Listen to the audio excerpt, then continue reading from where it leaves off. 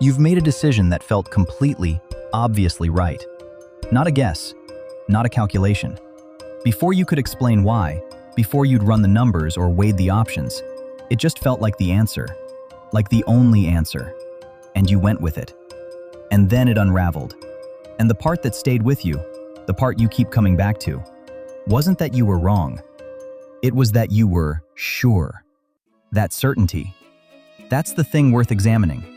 Because everyone who has ever given you the advice, trust your gut, has never explained why that signal, that chest-level knowing, sometimes points directly at the right answer, and sometimes leads you straight into something you'll spend years unpacking. Daniel Kahneman, writing in 2011, drew a distinction that most people who quote his work immediately forget. System 1, the fast, intuitive system, the gut, is not inherently unreliable. It becomes unreliable when the environment doesn't give it the feedback it needs to learn. That single condition changes everything about when to listen to your gut and when to override it entirely. Here's what we're dealing with. There are two completely different things your gut could be doing right now. Two completely different processes, producing the exact same feeling. By the end of this, you'll have a specific 3-question tool for telling them apart before you act. Trust your gut. You have heard this your whole life, from coaches and managers and therapists and well-meaning friends, in every job interview prep guide and every leadership book published in the last 30 years. You've stood at a crossroads, a job offer, a relationship, a move to a new city, and someone you respect has looked at you and said, "What does your gut say?" Like the gut is an oracle. Like consulting it is the final step, not the first. And here's the thing. The advice isn't entirely wrong. Expert intuition is real, documented, and genuinely impressive. Chess grandmasters who see a position for the first time and know, in under a second, that a winning sequence is available. Experienced surgeons who sense something is off mid-procedure before any instrument confirms it. Firefighting commanders who call an evacuation for reasons they cannot immediately articulate and are later proved exactly right. The research on this is robust. In specific domains, expert intuition is not slower than deliberate analytical thinking. It is faster and more accurate. The gut, in these contexts, is a life-saving tool. So the common take isn't fiction. It's an incomplete truth. And incomplete truths are the most dangerous kind, because they're unfalsifiable from inside the frame. Here's what breaks the frame. In their 2021 book, Noise, Kahneman, Sibony and Sunstein studied how professionals make judgments in domains where feedback is slow, rare, or ambiguous. Sentencing decisions, medical diagnoses, hiring, insurance underwriting. They looked at what happened when the same professional assessed the same case or candidate on different occasions. The outcomes changed. Not in edge cases, systematically. Same professional, same case, different day, different verdict. The finding isn't that these are bad professionals. It's that their gut-level judgment in domains where feedback was slow and ambiguous was producing far more variability than their confidence would predict. They weren't systematically wrong in the same direction, which would be bias. They were inconsistent in different directions. The word the authors use is noise. Not bias. Noise. And the problem with noise is that it hides perfectly inside a confident signal. So which is it? If expert intuition is real, and it is, but professional judgment in low feedback domains is also unreliable, and it demonstrably is, then how do you know which one you're dealing with? That distinction has a name, and once you understand it, the phrase, "trust your gut," will never mean the same thing again. There are two completely different things your gut could be doing. Two completely different internal processes, producing neurologically identical signals. I'm calling this the gut trust paradox, and understanding it is the difference between using intuition as an asset and being used by it. Two arms. We'll walk through both. And then the thing that makes this a genuine paradox, the reason this matters, will become clear. The first arm is the one that makes trust your gut good advice. When your gut has been built through thousands of repetitions in a stable, feedback-rich domain, it is genuinely reliable. What you're calling intuition in this context is pattern recognition running at a speed that exceeds conscious processing. Your brain has offloaded explicit deliberation into implicit pattern libraries, and in domains where those libraries were built from verified, feedback-accurate experience, the fast is accurate. Gary Klein spent years studying firefighting commanders. He found something that should be counterintuitive but isn't, once you understand the mechanism. These commanders could walk into a burning building, take in the environment for a few seconds, and know, before they had consciously processed why, that something was structurally wrong, that they needed everyone out. Now, their pattern library, built through thousands of fires, was accurate enough to detect a scenario that analytical deliberation would have reached too slowly. The key variables here aren't personality or talent. They're specific and measurable. Thousands of repetitions, in a stable domain, with fast and clear feedback on whether the pattern was right. All three conditions together. Remove any one of them, and the reliability of the gut signal drops significantly. In domains like these, expert intuition is not only faster than deliberate analysis, it is more accurate. Let that sit for a second.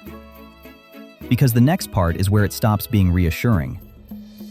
Now, think about a high-stakes decision you've made in a domain where you didn't have that depth of experience. A career pivot into something new. A relationship in its early stages, when pattern data was thin and emotional stakes were high. An investment in a market or an asset class you'd never navigated before. Think about the gut feeling you had. How certain it felt. How obvious. Here's what was actually happening. In domains like those, unfamiliar, emotionally charged, low on feedback, your brain doesn't have a verified pattern library to draw from. So it does the next best thing. It fills the gap. It reaches for emotional associations from past experiences in different domains. It grabs stereotypes that pattern match on surface similarity rather than deep structure. It pulls in wishful thinking that is, from inside the skull, completely indistinguishable from recognition. And then it delivers all of that assembled approximation as gut-level certainty. The brain runs its best available pattern, which is not the same thing as a verified pattern. This is the confident imposter. Not because the feeling is fake. The feeling is completely real, physiologically and experientially. But because what it's built from is not what the feeling claims it is. The high-risk zones. Hiring decisions, particularly in the first few encounters. First serious romantic partnerships. Major financial investments in unfamiliar markets. High-stakes choices made under time pressure in domains with slow feedback. These are not coincidentally the decisions where we most urgently feel the pull to trust our gut. They are exactly the contexts where the confident imposter is most active. The gut here is not wisdom. It is speed without accuracy. And, this is the part that matters, it feels exactly the same as the reliable version. So here is where we are. There is a version of your gut that is genuinely reliable, accurate, fast, built through verified experience. And there is a version that is a confident imposter, equally fast, equally convincing, built from emotional association and pattern filling. Both feel like certainty, both feel like knowing, both register in your body the same way. So how do you tell them apart in the moment? The answer, according to the research, is you mostly cannot. Not from inside the feeling. Confidence in your gut is not evidence of a trained pattern library. It is evidence only that your brain found a pattern. Whether that pattern is accurate depends entirely on what built it. And that information is not available in the feeling itself. Eugene Sadler-Smith, in a 2023 Oxford University Press publication on intuition in organizational contexts, examines what he calls the recognition-primed decision model, the cognitive architecture underlying expert intuition. His central argument is this: the key variable in determining whether intuitive judgment should be trusted is not how confident it feels. It is how much verified, feedback-rich experience has been accumulated in the specific domain. The same cognitive process, the same gut feeling, produces genuine expertise in one context and dangerous overconfidence in another. The process cannot tell you which you're in. Only the history of the domain can. This is the gut trust paradox. Your gut is most convincing, most loudly convincing, in exactly the situations where you should question it most. Not because your gut is broken, but because the confidence signal and the accuracy signal are disconnected. One tells you the brain found a pattern. The other would tell you whether the pattern was valid. But only one of those signals reaches your consciousness. Think about the last high-stakes decision you made primarily on gut feel. Ask yourself one question. How many times have you made that exact type of decision before, in a domain that gave you fast, clear feedback on whether you were right? That answer is the variable. And it's the question almost nobody is asking when someone tells them to trust their gut. If this is landing, if you can feel the implication of what we just covered, subscribe. Because the gap between what psychology research knows about decision-making and what most people have been told is large. And that gap is exactly what this channel is here to close. Where in your life do you have a genuine pattern library? Where have you made hundreds or thousands of similar decisions in a domain that gave you clear, rapid feedback on whether you were right? That's where your gut is a library. That's the version worth trusting fast. And where are the high-stakes decisions where you're still building the library? Where experience is sparse, feedback is slow, stakes are high. That's where the confident imposter is most likely to show up wearing the face of certainty. The identification moment here isn't a binary. Am I a reliable gut person or a confident imposter person? The same person can have deeply calibrated expert intuition in their professional domain and a near-empty pattern library in their romantic domain, both running simultaneously. Different domains, different calibration levels, one person. And this is worth saying clearly. This is not about whether you have good judgment. Nobody is born with a calibrated gut. Calibration builds through specific conditions, thousands of repetitions, stable domain, fast and clear feedback. And most of the decisions that matter most to us don't provide those conditions naturally. That's not a personal failure. That's a structural feature of how expertise works. Most of the decisions that matter most to us, who to commit to, which career to trust, where to invest our limited time and energy, are precisely the decisions where we have the least accumulated domain experience. We bring the most confidence to the areas where our gut is least calibrated. And the less familiar the domain, the more loudly the confident imposter announces itself as clarity. This is what Kahneman was pointing at when he spent decades studying fast thinking. Not that System 1 is wrong, but that its reliability is environment dependent in a way that feels invisible from the inside. The gut has no self-knowledge about what built it. It only knows it found a pattern. The calibration history doesn't come with the feeling. The gut trust paradox isn't a reason to stop trusting your intuition. It's a reason to know which gut you're listening to. Which means the most useful thing isn't knowing the paradox exists. It's having a tool for working with it in real time. And there is one. The question isn't, should I trust my gut? The question is, has my gut been calibrated for this domain? Those are different questions. And the second one has a testable answer. Every time you followed a gut feeling and been wrong, in a domain where you were still learning, where feedback was slow, where stakes were high, that wasn't bad judgment. That was a well-functioning pattern recognition system operating without a verified pattern library. The mechanism was working correctly. The input was wrong. That reframe matters, because it changes what you're looking for. There are probably 3 or 4 categories of decision in your life where you rely heavily on gut feel. Some of those categories will have hundreds of repetitions behind them. Others will have 5. Knowing which is which, before you act, is the whole game. 3 questions. Before any high-stakes decision driven primarily by gut feel. Question 1. How many times have I made this exact type of decision before, in a domain where I got clear, fast feedback on whether I was right? This is the calibration question. If the answer is in the hundreds or thousands with consistent feedback, your gut likely has a genuine library.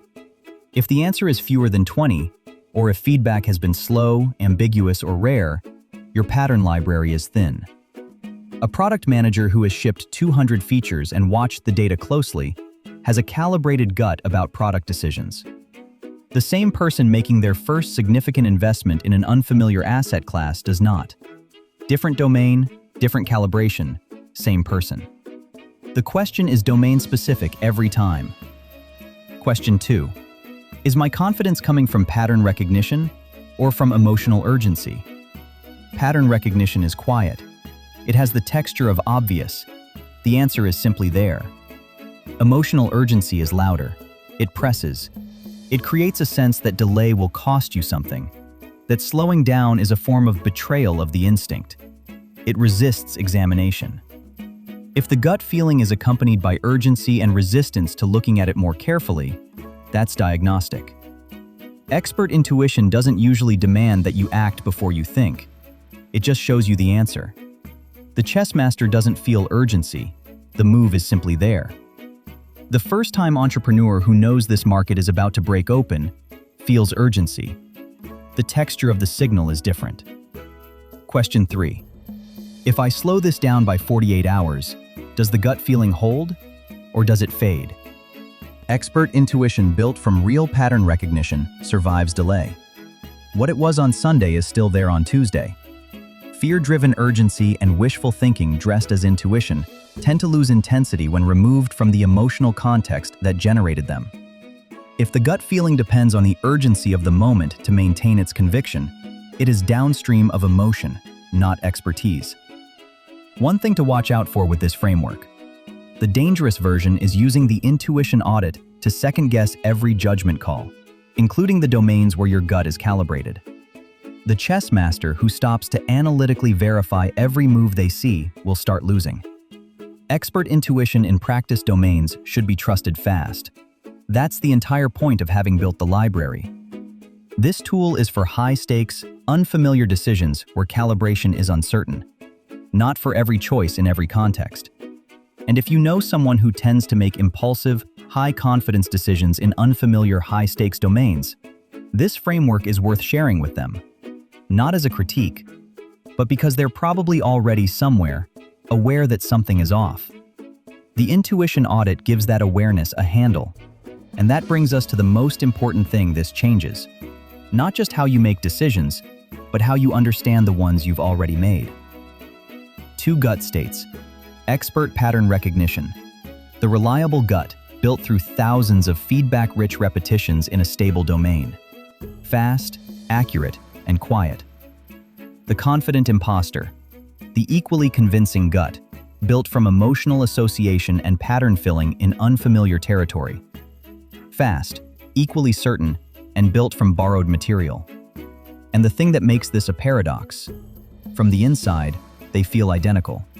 Not confidence, calibration. You came in with the memory of a decision that felt completely right and went wrong. Now you have a name for what was happening. Not a character flaw, not bad judgment. A well-functioning pattern recognition system operating in a domain where the pattern library was still thin, where experience was still being built, where feedback hadn't yet accumulated. The question was never, should I trust my gut? It was always, which gut is this? Next time a gut feeling arrives loudly, in a domain where you're still building the library, you'll have a name for it. You'll have 3 questions for it, and you'll be able to make a more honest choice about how much weight it deserves. That's not less trust in your intuition. That's smarter trust. Drop in the comments. What's one decision you made entirely on gut instinct? And were you right or wrong? And be honest about how many times you'd made that type of decision before. The gut trust paradox and the bias blind spot are 2 sides of the same coin. Both are cases where the brain's fast processing confidence overrides accurate self-assessment in systematic, predictable ways. If that connection makes sense to you, that video is directly linked above. It goes even deeper into why knowing about your biases doesn't protect you from them.